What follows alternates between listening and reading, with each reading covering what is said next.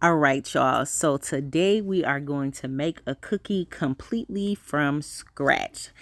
Y'all, a couple months ago, I started making some vanilla extract, and I didn't know what I was gonna make with this. Once I made it, I just knew I really wanted to make some vanilla extract from scratch. So I went to the store, ended up having to go a couple times because I didn't have enough vanilla beans. All in all, I ended up having about 30 vanilla beans in total to make this vanilla extract, and it has been sitting for 6 months, and today I finally am able to use it. Y'all, look at that color, and the longer it sits, it's just gonna get better. But anyways, I used it today to make some chocolate chip cookies, and so was some chocolate chunk cookies.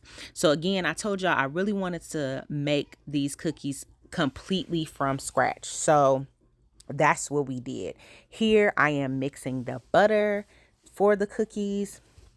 And y'all, making butter is fairly simple.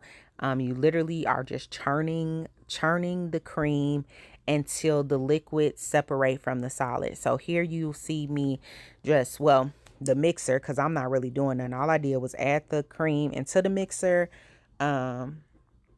Makes you do want to make sure it's really cold, but add the cream into the mixer and just let it mix and mix and mix and mix and mix until that those solids start to separate. So you'll see that happening here, and as it does, then we'll get ready for the next steps of it, y'all. You can make any flavored butter.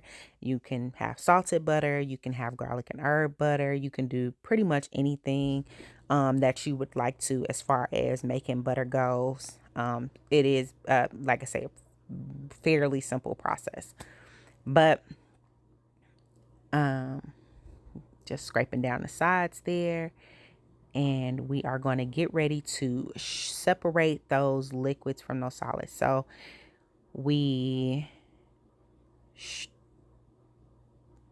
did that. So y'all, so the liquid that you see is what they call buttermilk. So I'm gonna reserve that liquid, put it to the side, and I'll get to use it for some biscuits or something later. I like making homemade biscuits too, y'all. So anyways, then you rinse off that butter. I don't know why. That's just what the interweb told me to do. So that's what I'm doing. And so after you rinse it off, then you're going to squeeze off all that excess liquid. So we're gonna get that all squeezed out. I'm gonna move stuff out of my way and get that all separated.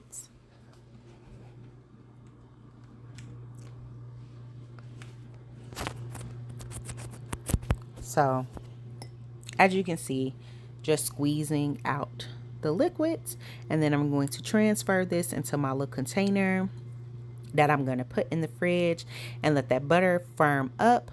And then a little bit later, y'all going to see me take it out the fridge, because you need room temperature butter to cook with, but you need to let it firm up first. So we're going to let that happen. And so after we finish making the butter, I then proceeded to make my chocolate for this recipe, because I told y'all I really wanted to do the whole recipe from scratch. And so here I am melting down the coconut oil. And what I will say, if you are using coconut oil to make chocolate, just note that coconut oil does have its own taste.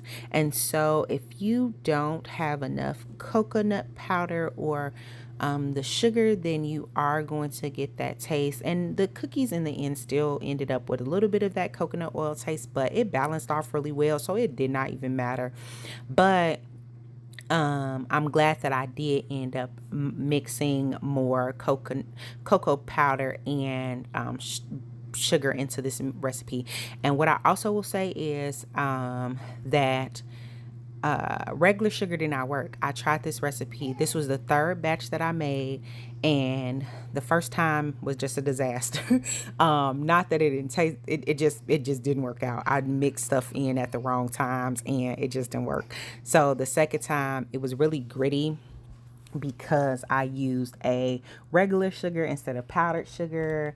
And so then I did a little research and they told me to use the powdered sugar, and it worked out beautifully. Gave me a nice, smooth, consistent chocolate, which I really liked.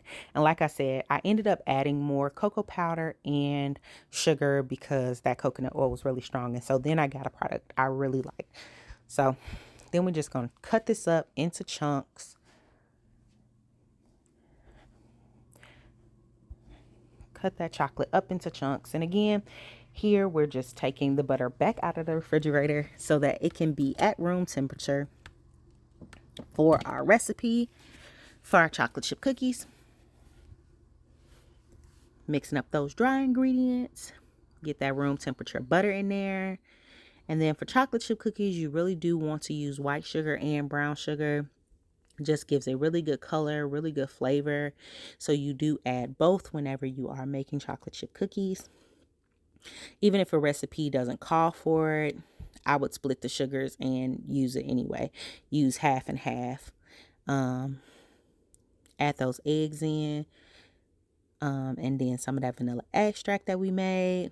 Those dry ingredients back in there. And then you mix it all up. Get those chocolate chunks in. And then y'all look at this batter. Okay? This just made my heart so happy. And I'm excited that I made these cookies, y'all. It was a good recipe. Like, these are hands down some of the best chocolate chip cookies I made. And not because I made them, I think because they're just made with love. So I hope that y'all enjoyed this video. These beautiful cookies are coming up next. I will talk to y'all soon. Bye.